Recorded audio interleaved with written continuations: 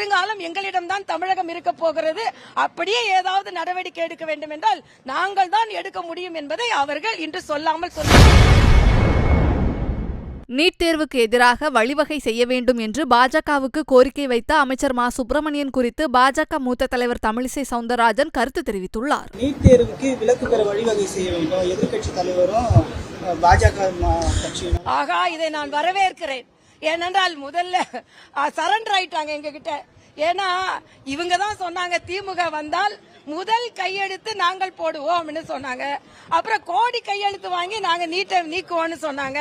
இப்ப எங்களால முடியாது, நிச்சயமா முடியாது, பாஜக அதிமுகவால தான் நீட்டை நினைத்தால் கூட எடுக்க முடியும்னு சரண்டர் ஆயிட்டாங்க. இதுவே பாஜக அதிமுக பலம் பொருந்திய கட்சிகளாக மாறி வருகிறது என்பதற்கு அண்ணன் மா. சுப்பிரமணியம் அவர்களே ஒப்புக்கொண்டார்கள். நீங்க என்ன சொன்னீங்க, நாங்க வந்தா நீட்டை எடுப்போம்னு சொன்னீங்களா இல்லையா? இப்ப நீங்க வந்தாதான் அதுல ஏதாவது நடவடிக்கை எடுக்க முடியும்னு எங்க மேலே அவர்கள் சொல்வதே எங்கள் மீது நம்பிக்கை வந்துவிட்டது.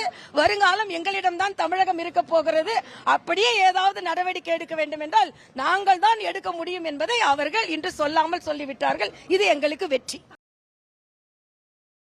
செய்திகளை உள்ளது உள்ளபடி தெரிந்து கொள்ள ரெஃப்ளெக்ட் நியூஸை சப்ஸ்கிரைப் பண்ணுங்க.